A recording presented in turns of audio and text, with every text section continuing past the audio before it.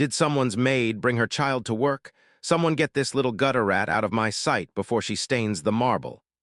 The voice didn't just speak. It commanded the air in the room. Christopher Vance stood there like a monument to arrogance. At 48, he was the picture of corporate perfection, sixtuo, silver-dusted temples, and a tuxedo that whispered of old money and cold hearts. He pointed a finger at the 12-year-old girl standing before him, his gold Rolex gleaming under the crystal chandeliers like a predatory eye. Lyra Thorne felt the world shrinking. Her voice, usually steady, was now a fragile, trembling thread. "Sir, I'm Lyra Thorne. I own this company. This is my event." Vance didn't just laugh. He let out a sharp, jagged sound that cut through the soft, orchestral music of the gala. "You own nothing," he hissed, stepping into her personal space so she could smell the expensive scotch on his breath. "You people always think you can just wander into our world, put on a cheap dress, and claim a piece of what we built. You think a name makes you a queen? It makes you a target."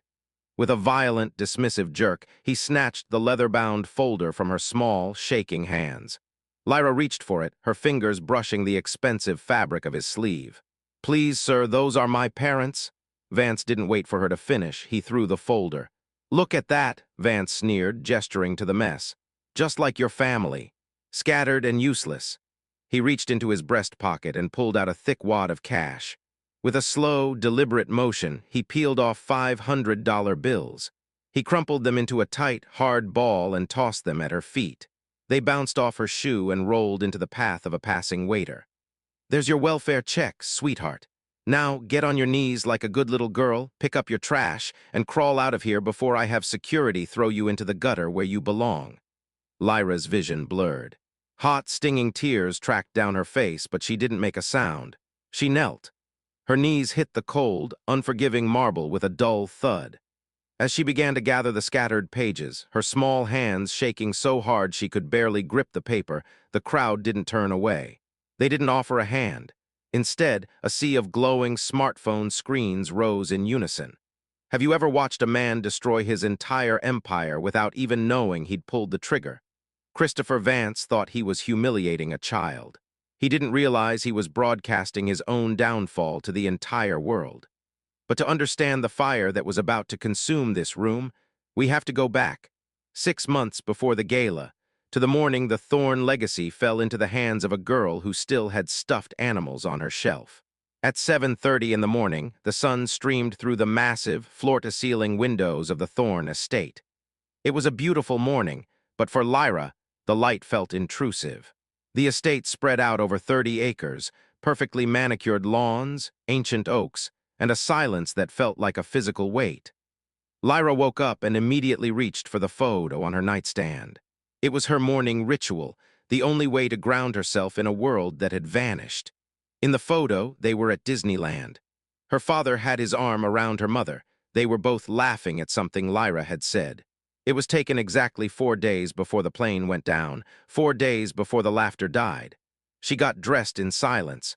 A navy blue uniform, white socks. Her room felt like a museum of a life she no longer lived. On one side of the room were her stuffed animals and a half-finished Lego set. On the other, stacks of legal documents and corporate briefs sat on a mahogany desk. The walk downstairs felt endless. The kitchen featured 20-foot ceilings and marble counters where her mother used to sit every morning with a cup of black coffee and the Wall Street Journal. Now, the only sound was the clinking of Lyra's spoon against her cereal bowl, echoing off the empty walls like a heartbeat in a tomb. The side door opened, and Margaret Sterling walked in. Margaret was 55, a woman of grace and steel who had been the Thornes' lead corporate attorney and closest friend for 15 years. "Morning, baby," Margaret said, her voice a warm blanket in the cold room. "Did you sleep?" Lyra shrugged, staring into her cereal. "The dreams are getting louder, Margaret. The plane, it never stops falling." Margaret sat down and placed a firm, steady hand on Lyra's shoulder. "Grief doesn't follow a manual, sweetheart. It's a storm you have to sail through, not around." At exactly 8:15 a.m., the doorbell rang. It was Thomas Anderson, the family's personal attorney. He was 60, a man who looked like he was made of expensive gray wool and silver hair. He carried a briefcase that seemed to contain the weight of the world. They sat at the massive kitchen table, Lyra, small and fragile, flanked by the two giants of the legal world. Thomas opened his briefcase and laid out a series of thick, daunting documents. Lyra, Thomas began, his voice grave. We need to go over the finality of the estate. I want you to tell me in your own words what you inherited. This is important. You need to hear yourself say it. Lyra took a deep breath, her chest tightening. I inherited 87% of Thorn Industries. The current valuation is $4.3 billion. And the remaining 13%? It's split between the board of directors, Lyra replied.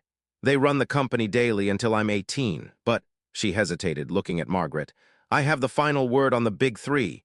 Which are, Thomas pressed, any expenditure over $10 million, any hiring or firing of executive staff, and the sale of any company assets. I am the majority. I am the authority. Thomas nodded slowly, but his jaw remained tight. He pulled out a single sheet of paper that looked different from the others. It was yellowed and covered in messy, handwritten notes. There's something you need to know, Lyra. The board appointed a new CEO 5 months ago while you were still in shock. Christopher Vance. I know the name, Lyra said softly.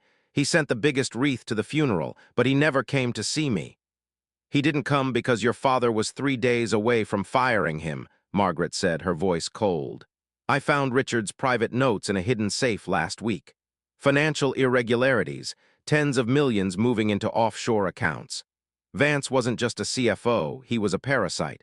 And then the plane crashed. The board, unaware of the theft, promoted him to CEO because he was the safe choice. The room went cold. Lyra looked at her small, pale hands. Is he stealing from me right now? I'm investigating, Thomas said. But Lyra, here is the truth he doesn't know. Because you own 87%, you can fire him this afternoon. You don't need the board's permission. You don't need a reason. You are the owner. Does he know that? No, Thomas said with a grim smile. He thinks the board is the wall between him and the world. He thinks he's safe for the next 6 years until you come of age. He thinks you're just a kid playing with dolls. Margaret leaned in, her eyes intense. There is a gala tonight, your parents' annual charity event for orphan children. You don't have to go, Lyra. It's too soon. Lyra looked at the photo of her parents. Her mother's smile was so bright it hurt. They never missed it. They loved those kids. I want to go. Some people won't be kind, Lyra, Margaret warned. They'll see a young girl, a black girl in a world of old white men, and they will try to diminish you. They will try to make you feel small. What do I do then? Lyra asked. Thomas's voice hardened like iron. You remember who you are? You are Lyra Thorne. Your parents didn't just build a company, they built an empire. And that empire is yours. You aren't just a child. You are a $4.3 billion child. There is a very big difference.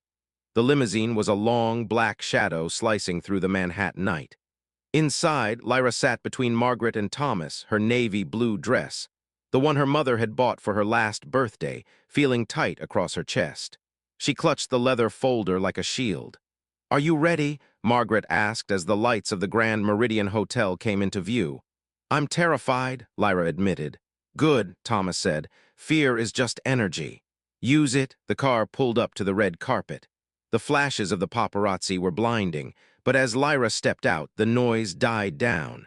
The photographers didn't care about a 12-year-old girl in flats. They were looking for the Titans. Lyra walked into the hotel, invisible in her own house. The lobby was a cathedral of wealth, gold, leaf, crystal, and marble everywhere. At the registration desk, a blonde woman named Jennifer looked up, her expression shifting from professional to pitying in a heartbeat. Name, please. Lyra Thorne. Jennifer's pen stopped. She looked at Lyra, then at Margaret. I'm sorry, sweetie, I don't see any children on the guest list. Are you here with a maid? I'm not a guest, Lyra began, but a shadow loomed over her. Christopher Vance arrived. He was dripping in luxury, a $10,000 tuxedo and a smirk that felt like a slap. His wife, Amanda, stood beside him, draped in diamonds that could have bought a small country. Is there a problem, Jennifer? Vance asked, his voice booming. He looked down at Lyra with pure, unadulterated disgust. Did someone's maid bring her kid to work? Get this little rat out of my event. He didn't wait for an answer. He snatched the folder. He threw the papers. He tossed the crumpled money. Lyra was on her knees, the cold marble biting into her skin. Tears streamed down her face as she reached for her mother's photo, which had landed face-up near Vance's shoe. "Look at this," Vance said, turning to the crowd of 20 people who were now watching, their phones recording every second of the humiliation. "Already where she belongs, on the floor with the rest of the trash." Someone in the back laughed. Then another. The sound was like a physical blow. "Christopher, honey," Amanda Vance said, her heels clicking on the stone as she stepped closer. "Should we call child services? She's clearly disturbed. Look at her clutching that dirty photo." "Good idea, darling," Vance said, sipping his scotch. "Jennifer, call security. This child is trespassing on private property." Jennifer hesitated, her hand over the phone.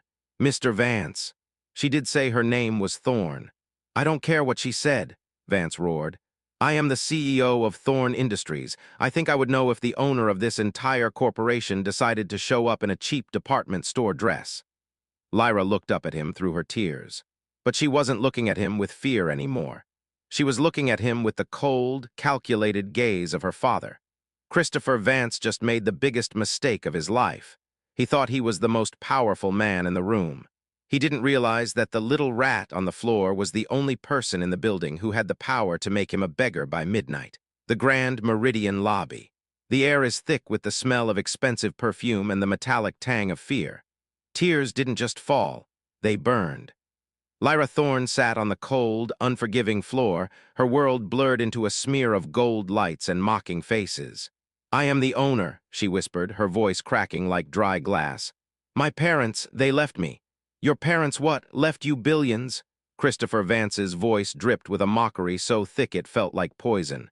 "Sure they did, princess. And I'm the King of England, and this lobby is my throne room." The circle of socialites erupted in a wave of cruel laughter. One man in a slim-fit tuxedo, sensing a viral moment, whipped out his smartphone. He didn't just record, he went live. "You guys have to see this," he muttered into the microphone, his eyes gleaming with the reflected light of the stream. "Some delusional kid just tried to crash the Thorne Global Gala. This is better than the keynote speech. Who is that kid? Is this real?" "Someone help her." Christopher saw the camera. He didn't shy away, he expanded. He was a performer and this was his stage. He gestured at Lyra like a ringmaster presenting a circus act. "Ladies and gentlemen, observe. This is what happens when we let our standards slip.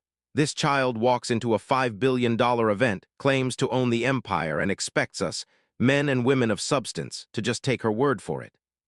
Lyra ignored him, her fingers frantically clawing at the scattered papers. Each sheet felt heavier than the last, weighted down by the legacy they carried. Her mother's death certificate, edges crumpled. Her father's final will. The stock certificates embossed with the Thorne family crest and her name in bold, black ink. Christopher saw them. He didn't just look, he lunged. He snatched the death certificates from her hands before she could pull them away. "Oh, this is precious," he said, holding the documents up to a crystal chandelier, squinting as if looking for a watermark. "Fake documents, probably printed them at a Kinko's down the street. Nice touch with the forged signatures, kid." "Those are real," Lyra whispered, her voice rising from the floor. "My parents died 6 months ago. Those are their records. They're all I have left." Christopher's voice shifted into a high, mocking falsetto. "Honey, Richard and Catherine Thorne were giants. They were educated, powerful, and refined. Do you really think their daughter would be crawling on a floor like a stray dog, begging for attention?" He didn't just return the papers.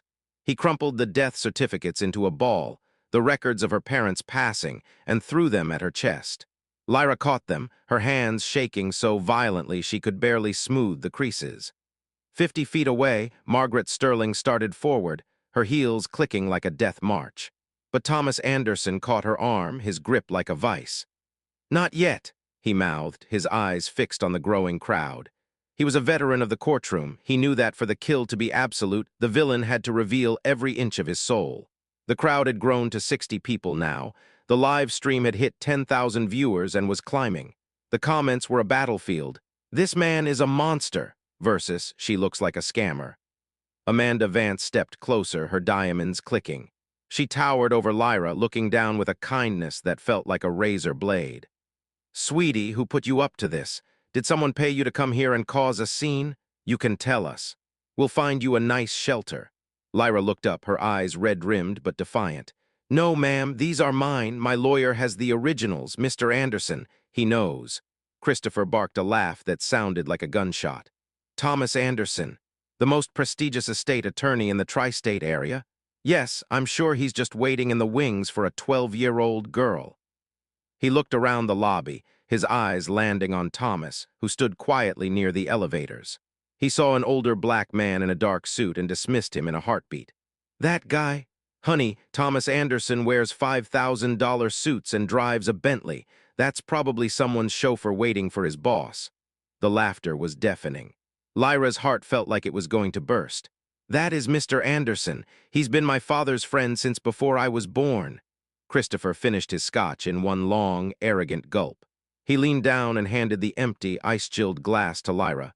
Here, since you're so eager to be part of the staff, make yourself useful. Take this to the bar and tell them I want another. Lyra stared at the glass. She didn't take it. The air in the lobby seemed to freeze. Christopher's smile didn't just fade, it vanished, replaced by a dark, simmering rage. I said, take it. No, the word was small, but it carried the weight of the billions she owned. What did you say to me? Vance hissed.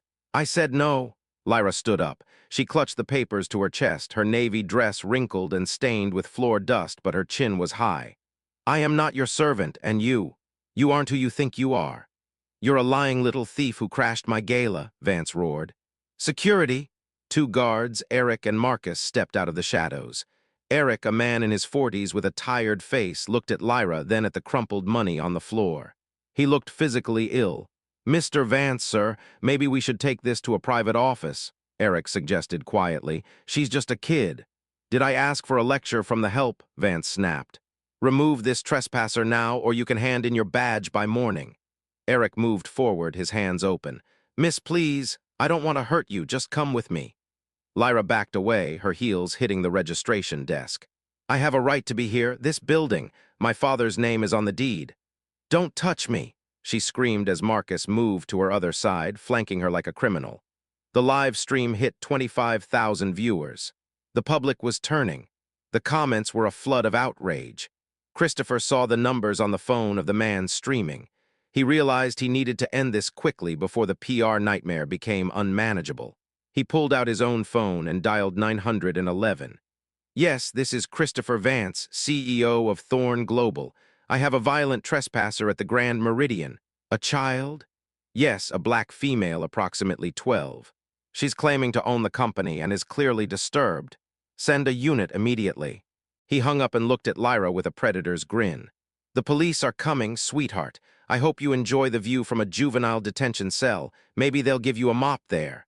Lyra's legs finally gave out. She collapsed back onto the marble, the papers scattering again, but this time she didn't try to gather them. She just sat there, her small frame shaking with sobs. Vance stood over her, his shadow swallowing her whole. That's what I thought. All bark, no bite. Poor thing, Amanda laughed, checking her makeup in a hand mirror. Someone really needs to teach these people where they belong. Across the lobby, Thomas Anderson checked his watch. 7:15 p.m. The perfect time for a public execution. He released Margaret's arm. Now, he whispered. Margaret Sterling didn't walk. She cut through the crowd like a scythe through wheat. People stumbled out of her way as she reached Lyra in seconds. She dropped to her knees, pulling the girl into a fierce, protective embrace. Baby, I'm here, I've got you, Margaret whispered into Lyra's hair. Vance looked down, his lip curling. And who are you? The nanny, the maid. Margaret's head snapped up. Her eyes weren't just angry. They were blazing with a legal fire that had burned down entire corporations. I am her legal guardian, Margaret Sterling, senior partner at Sterling and Associates. Attorney at law. An attorney? Vance laughed, though it sounded forced. What, from a strip mall office? Harvard Law, class of 1995, Margaret said, her voice like a whip. Corporate litigation. And you, Mr. Vance, just committed 3 counts of assault on a minor, verbal abuse, and created a hostile environment with 50 witnesses and... What's the count now? She glanced at the man streaming. 40,000 live viewers. Vance's face cracked. He looked at the phone. 45,000, 50,000. The comments were a blur of arrest Vance and sue them for everything. I was protecting my company from fraud, Vance stammered. Fraud? Margaret stood up, smoothing her blazer.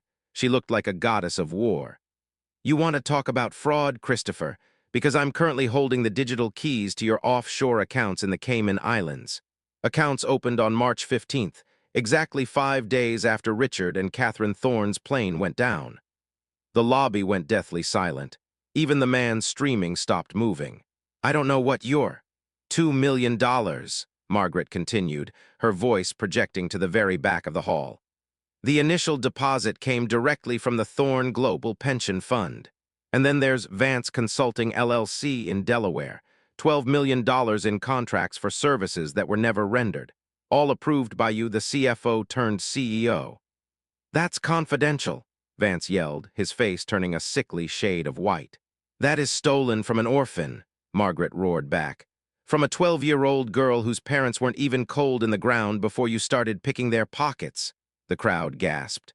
The live stream hit 80,000. Thomas Anderson stepped forward then, moving through the crowd like a shark in dark water. Hello, Christopher. It's been a long 5 months since the board meeting where you earned your seat. Thomas. Vance's voice was a ghost of itself. I can explain the transfers. Explain them to the FBI, Thomas said, opening his briefcase and pulling out a thick, leather-bound folder, the original notes from Lyra's father. Richard Thorne was 3 days away from meeting with federal investigators. He knew you were a parasite. He knew you were bleeding the company dry, and he died before he could stop you. The lobby felt like a tomb. Christopher Vance looked around. He saw 80 people staring at him with pure disgust. He saw his wife, Amanda, backing away from him as if he were covered in filth. Christopher, Amanda whispered, you stole from a dead man's child? It was for the company. Richard would have understood. Richard was firing you, Thomas said, showing a handwritten note. The room blurred for Lyra as she saw her father's familiar, bold handwriting. Hayes is embezzling. Protect Lyra at all costs. Vance's legs wobbled. He looked at the note, then at the sea of cameras. His career, his life, and his freedom were collapsing in real time. It could be a forgery. I'll have it tested. We already did, Thomas said calmly. 3 independent experts. It's a match. And so is your signature on the Cayman transfers. Christopher Vance called the police to arrest a disturbed child. He didn't realize that the sirens he heard in the distance weren't coming for Lyra Thorne. They were coming for him. Margaret's voice didn't just carry, it detonated. The crowd, previously a solid wall of judgment, suddenly recoiled as if Christopher Vance were radioactive. The socialites who had been laughing moments ago now whispered behind their hands, their eyes darting toward the exits. Vance's wife, Amanda, was the first to jump ship. She stepped back, her heels clicking sharply on the stone, her face a mask of calculated shock. I had no idea, she announced to the room, her voice trembling with artificial outrage. Christopher, what have you done? We are separated, effective immediately. We are not separated, Amanda. Don't you dare. Christopher lunged for her arm, but she slapped his hand away with a stinging crack. Don't you touch me, she hissed, her eyes cold as diamonds. I want my own lawyer. You're on your own, Christopher. She turned and marched through the crowd, her gown billowing behind her. She was gone before he could even utter her name. Christopher stood in the center of the lobby, a man on an island. 90 people were watching. The man with the smartphone moved closer, the live stream now a digital courtroom. Eric, the security guard who had been forced to intimidate Lyra, stepped forward. He looked at Vance with a mixture of pity and contempt. Mr. Vance, do you still want me to remove the child? Vance turned a sickly shade of green. He realized with a jolt of horror that he had called the police. He had summoned the law to his own crime scene. Thomas Anderson stepped into the light, a thin, ironic smile playing on his lips. How poetic, Christopher. You've provided the NYPD with a front row seat to your own downfall. Lyra stood up then, helped by Margaret. Her face was puffy, her eyes red, but when she spoke, her voice didn't shake. It was the voice of the Thorne legacy. Mr. Anderson, she said, her words cutting through the silence. What are my rights as the majority shareholder of Thorne Global? Anderson turned to face her, speaking loudly so every camera and every ear in the room could hear. As the owner of 87%, Miss Thorne, you hold the ultimate authority. You are the sovereign of this corporation. Can I fire the CEO? Anyone, anytime, for any reason, Anderson replied. And what if he signed contracts? What if he made deals in my name? You can avoid them. We will review, renegotiate, and if necessary, dismantle them. And if he stole, which the evidence suggests he did, you can press charges. You can sue for every cent, plus interest and restitution." Lyra looked at Christopher. It was a 12-year-old girl facing a 48-year-old titan, but the power dynamic had shifted entirely. "I want him arrested," Lyra said firmly. Vance let out a desperate, wheezing laugh. "Arrested? You're a child, Lyra. You can't just throw people in jail because you're upset." "No," Lyra said, pointing toward the spinning gold doors. "But the police you called can." Officer Martinez, a veteran with 20 years on the force, led the way.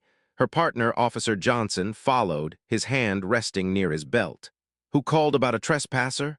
Martinez asked, her eyes scanning the room. Vance's hand rose instinctively, then froze halfway. He looked like a man who had accidentally stepped into his own trap. There was a misunderstanding, officer." "What kind of misunderstanding?" Martinez walked over, her eyes narrowing as she saw Lyra, a crying child sitting on the floor surrounded by scattered papers and crumpled money. Margaret Sterling stepped forward, her Bar Association card already in hand. "Officer, I am Margaret Sterling, attorney for the Thorne estate. This man, Christopher Vance, has spent the last 20 minutes verbally abusing and physically intimidating my client, a minor. He threw her parents' death certificates on the floor and attempted to have her forcibly removed from her own property." Martinez looked at Lyra's red eyes, then at the $100 bills littering the floor. Her face hardened into a mask of stone. "ID, please," she said to Vance. "I am Christopher Vance, the CEO of Thorne Global. This is a terrible mistake. ID, now." Vance's hands shook so hard he nearly dropped his wallet. As Martinez handed the license to Johnson to run the plates, Vance stammered, "I'm the victim here. She crashed a private event." "You called about a disturbed child," Martinez noted. "But I see a girl crying on the floor and a man sweating through a $10,000 tuxedo. The math isn't adding up, Mr. Vance." Johnson's radio crackled. He listened for a moment, then leaned in to whisper to Martinez.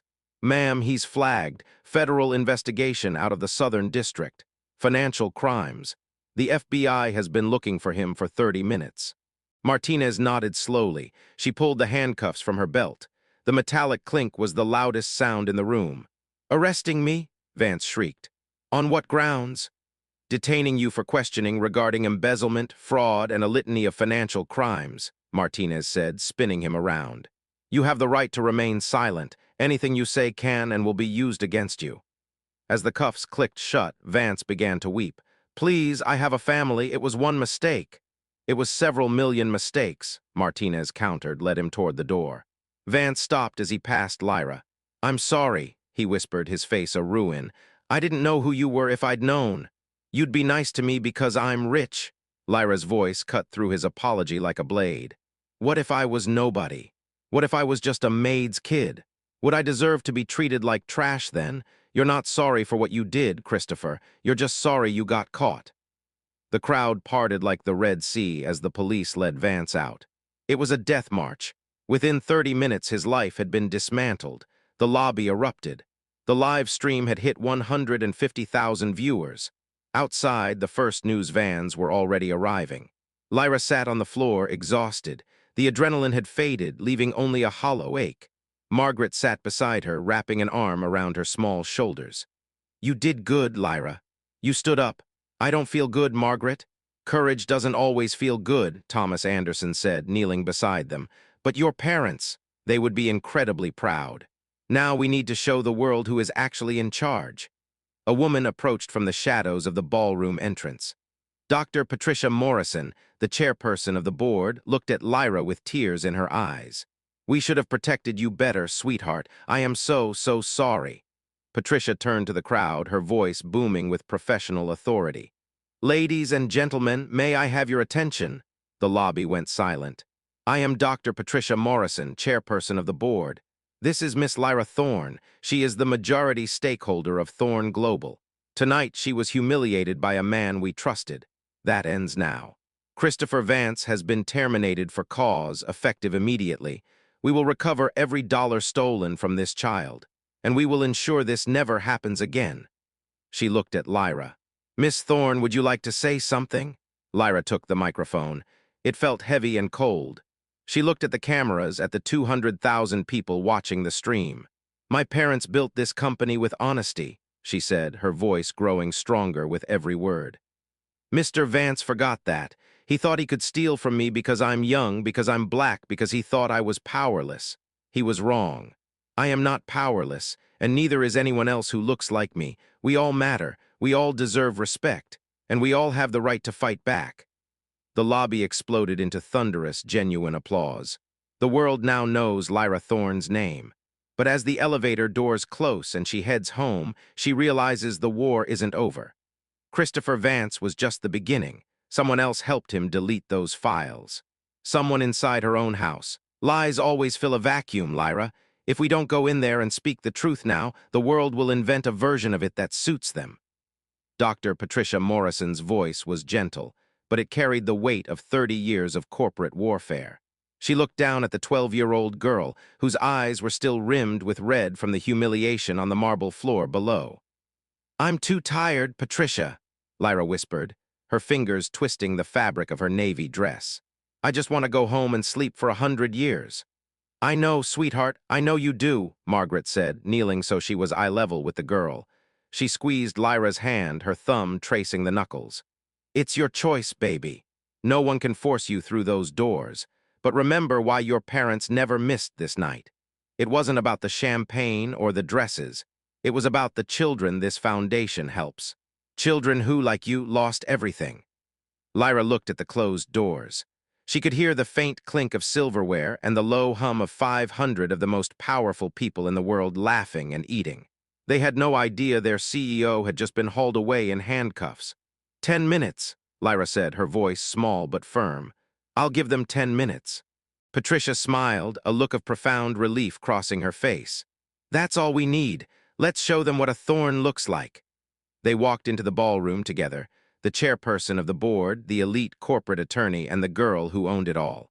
The orchestra was mid-song, a light Vivaldi piece that felt grotesquely cheerful compared to the wreckage in the lobby. 500 guests were tucked into their salads, diamonds catching the light of the massive chandeliers. Then the first ripple started. A woman at a front table pointed. Whispers began to catch like wildfire in a dry forest. Smartphones were already being pulled from tuxedo pockets. The video from the lobby had gone viral in less than 20 minutes. Half the room was already watching Christopher Vance humiliate a child on their screens. The music didn't just stop, it crashed. The conductor lowered his baton, and a silence so heavy it felt suffocating descended over the room. 500 pairs of eyes locked onto the small, 12-year-old girl standing in the center of the aisle. Lyra's knees felt like they were made of water. This was worse than the lobby. In the lobby, it was just a few cruel people. Here, it was the entire world. Patricia walked to the stage with a stride that brooked no argument. She took the microphone, the feedback whine echoing through the cavernous space. "Good evening," Patricia began, her voice a calm anchor in the rising storm. "I apologize for the interruption of your dinner, but many of you have just witnessed an incident in our lobby. I want to address it directly here and now." She gestured toward Lyra. "This is Miss Lyra Thorne, majority owner of Thorne Global Industries, the only child of Richard and Catherine Thorne." A murmur rippled through the room, a sound like the sea. An older man, a long-time board member, called out from the back, "Is that the girl who just had Christopher arrested?" Patricia's eyes flashed with cold fire. "That is the girl whom Christopher Vance assaulted, the child he verbally abused and attempted to humiliate in our own home. And yes, Christopher Vance was arrested moments ago for embezzlement and fraud. He stole $15 million from this company, stole it from this child while she was still grieving the loss of her parents." The room erupted. People stood up, chairs scraping against the floor. The noise was deafening until Patricia raised her hand. "The board has voted unanimously," she continued. "Christopher Vance is terminated for cause, effective immediately. Every contract he touched is under review. Every cent he stole will be recovered." She paused, letting the weight of her next words settle. "And let me be very clear, Lyra Thorne is not a figurehead, she is the majority stakeholder. Her authority is absolute." She looked down at Lyra. "Miss Thorne, would you like to speak?" At 12 years old, Lyra Thorne was about to do something most adults couldn't. She was about to address 500 of her parents' peers and claim her throne. But what she said next wasn't in the script, and it was about to change the Thorne global empire forever. The stage felt like the top of a mountain. Each step Lyra took toward the microphone felt like a mile. Margaret stayed close, a steadying presence at her back. Lyra took the microphone. It felt cold and impossibly heavy. "Hi," she said. The word was tiny, but the speakers amplified it until it filled every corner of the ballroom. She cleared her throat, blinking against the stage lights. "My name is Lyra Thorne. I'm 12 years old." The room was so quiet you could hear the hum of the air conditioning. "6 months ago, I was in a plane crash. I lost my mom and my dad. I lost everything that mattered to me." Her voice cracked, and for a second she thought she would break. But she looked at Margaret, then at the memory of her father's smile. "But I didn't lose this company. My parents built Thorne Global for me. They built it on values, honesty, hard work, and treating people with dignity. No matter who they are." She met the eyes of the people in the front row. "Tonight, a man forgot those values. He saw a black child and assumed I was nothing. He assumed I was a thief in my own house." Several people looked down at their plates, their faces flushed with shame. "He was wrong." Lyra's voice grew stronger, echoing with a new power. "And he is going to pay for what he did. But here is what I want you all to remember. I am lucky. I have the money, I have the lawyers, and I have the power to fight back. But most kids who are treated the way I was treated tonight have nothing. Nobody listens to them. Nobody cares when they are disrespected." She paused, the silence in the room absolute. "So when you see someone being judged for how they look or how old they are or where they come from, don't just watch. Don't just record it on your phone for views. Do something. Say something, stand up. That's what my parents would want. And that's what I'm going to make sure this company stands for from now on." She handed the microphone back. For 3 seconds there was silence. Then the room exploded. It started with one person, then 10, then the entire ballroom was on its feet. A thunderous, genuine standing ovation. People were clapping, some were crying, and others were cheering her name. Lyra stood there, overwhelmed. She didn't feel like a hero. She felt like a girl who finally found her voice. The limousine was a sanctuary of leather and silence. Lyra collapsed against Margaret, her eyes closing as the city lights blurred past the window. "Is it over?" she whispered. "The hard part?" "The hardest part is over," Margaret said, stroking her hair, "but the rest is just beginning." Thomas Anderson's phone was buzzing incessantly in the front seat. "The video has 3 million views, Thomas," Margaret noted, checking her own tablet. "Every news station in the country is calling," Thomas said, turning back to look at them. "Lyra, you're going to be famous by morning. The world is obsessed with the billionaire orphan who took down a titan." Lyra didn't want to be famous. She wanted her parents back. But as she watched the Manhattan skyline recede, she felt something new. For the first time in 6 months, it wasn't just grief in her chest. It was peace. Justice had been served. Lyra woke to the sound of her phone vibrating itself off the nightstand. She had 47 missed calls and over 200 texts. She opened social media with shaking hands. Number Lyra Thorne was trending #1 worldwide. The video now had 20 million views. The comments were a flood. "She's a hero and justice for the Thornes." But there was a darker side too. Publicity stunt. "Is she even real? Too young to own a company." Lyra threw the phone against the wall. A moment later, Margaret entered with a breakfast tray. "You need to eat, Lyra," Margaret said, but her eyes were worried. She walked to the window and pulled the curtain back just an inch. "Oh no," Margaret whispered. "What?" Lyra sat up, her heart racing. "News vans. At least 20 of them are parked at the front gate. There are satellite trucks and reporters everywhere." The doorbell rang downstairs, then again. It was a relentless, rhythmic pounding. Thomas Anderson entered the room, his suit wrinkled and his face pale. "Have you seen the news?" he asked, turning on the television. Lyra's face filled the screen. The headline read, "12-year-old CEO exposes billion-dollar fraud." The anchor spoke with an excited glint in her eyes. "The business world is reeling today. Footage of Christopher Vance assaulting the young owner of Thorne Global has gone viral. Vance is being held without bail as the FBI investigates $15 million in stolen funds." Then the clip of Lyra's speech played. "We all have the right to fight back." "It's everywhere," Thomas said. Every channel, every blog, every news cycle. And the rumors are starting, Lyra. People are saying this was a staged stunt by the board to cover up something else. What do we do? Lyra asked, her stomach turning. We control the narrative, Thomas said, pulling out his tablet. We have a press conference this afternoon at the Thorn Global Headquarters, a brief, prepared statement. We show the world you are in control. I have to talk again? Lyra's voice was small. If we wait, Thomas warned, the lies will grow faster than we can cut them down. They're already questioning if your parents' death was real. They're looking for Thorn family secrets. We go today or we lose the legacy. Lyra looked at her closet. She saw her school uniforms and then her mother's old designer blazers. She stood up, her jaw tightening. I'll do it, she said. I'll finish this. Lyra Thorn was about to step into a den of wolves. The press wanted a story, the board wanted a savior, and Christopher Vance wanted revenge. But Lyra, she just wanted the truth.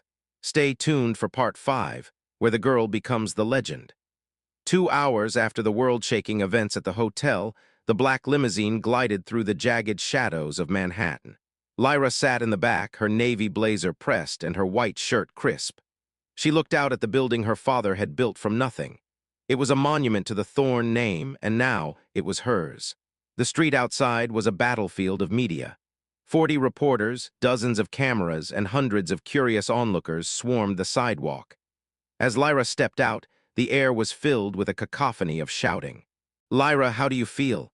Are you scared of the board? Is it true you fired Vance in a ballroom? Lyra didn't look at them. She kept her head high, her gaze fixed on the revolving glass doors. Security formed a human wall, a phalanx of suits pushing back the tide of microphones. Inside, the lobby fell silent as she entered, then slowly at first, then like a wave. The employees began to applaud. Hundreds of people, janitors, analysts, VPs, lined the halls. They weren't just clapping for a boss. They were clapping for the girl who had exposed the rot in their home. A woman in a black custodian's uniform, her eyes wet with tears, stepped forward. Miss Thorn, she whispered. Thank you. Lyra stopped. For what? For standing up, the woman said, her voice trembling. I've cleaned these offices for 20 years. To men like Vance, I was invisible. Today, you made us all visible. Lyra didn't hesitate. She stepped forward and hugged the woman. In that moment, the cameras captured the image that would define the next decade. The billionaire heir and the custodian, united by a shared dignity. 50 journalists were packed into the room, their lenses trained on a small podium. A wooden box had been placed behind it so Lyra could reach the microphone. She stepped up, looking out at the sea of faces. My name is Lyra Thorn, she began, her voice echoing with a clarity that silenced the room. Yesterday, a man tried to destroy me because of how I look and how old I am. He failed, and he will pay for what he did. But I am not here for revenge. I am here to tell you that Thorn Global will continue. We will be stronger, more honest, and more fair. My parents built this company on integrity, and I will honor that. To every child watching, your voice matters. Don't let anyone silence you. She walked out before the first question could be shouted. She was done talking to the world. It was time to talk to the board. 3 days prior, the FBI had raided Christopher Vance's estate at 6 a.m. The world watched in high definition as he was led away in silk pajamas and handcuffs. They found everything: offshore statements, evidence of bribes, and the digital trail of $18.7 million in stolen funds. Now, Lyra sat at the head of the massive mahogany table. Her father's chair was far too big for her, but she didn't look small. 3 board members resigned this morning, Lyra said, her eyes scanning the remaining 12 members. We need replacements. And I have requirements. Gerald Thompson, a man who had been Christopher's golfing partner for decades, cleared his throat. Miss Thorn, surely the board handles appointments. I own 87%, Gerald, Lyra interrupted. You are here because I allow it. My new requirements are simple: 50% women, 30% people of color, and no one over the age of 70. That is highly specific, Thompson sputtered. You're resigning today, Gerald, Lyra said flatly. You knew Vance for 30 years. You ignored the red flags because it was profitable. You failed me and you failed this company. You have 10 minutes to clear your office. The room was silent. No one moved to help him. Gerald grabbed his briefcase and stormed out, the sound of the heavy door slamming signaling the end of the old guard. In their place, Lyra appointed 3 new members, a child psychologist, a former FBI investigator, and a tech CEO. It was the birth of a new era. The trial lasted 3 weeks. Christopher Vance looked like a ghost of the man who had stood in the Grand Meridian lobby. He was thin, gray, and shackled. When Lyra took the stand, the room was so quiet you could hear the heartbeat of the jury. "He made me beg for my mother's ring," Lyra told the jury, her voice steady even as tears pricked her eyes. "The last thing she ever gave me. He saw a child in mourning and saw an opportunity to steal. He didn't just take money, he tried to take my dignity."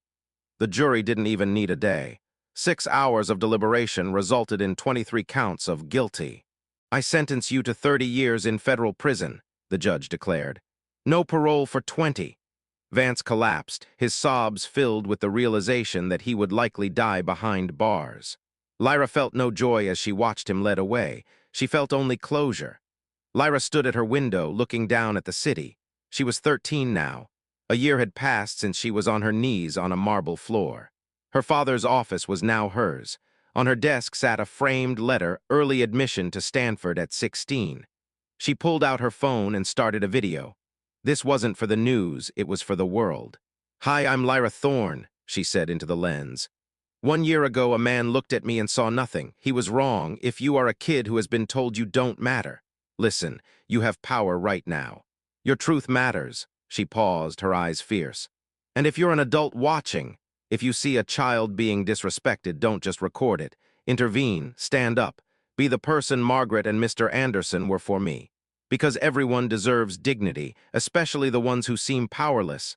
Because they're not. They just haven't found their voice yet." Lyra walks to the elevator with Margaret. They talk about dinner, spaghetti, just like always. The car pulls into the night, leaving the glittering lights of Manhattan behind. 30 years in prison. $18 million returned. A 13-year-old running an empire. Justice was served. But remember this. 500 people watched that man humiliate a child. Only 2 stepped in. The question is, which one would you be? Like this video if you believe dignity isn't optional. Subscribe for more stories of justice. And remember, the person you underestimate today might just change the world tomorrow.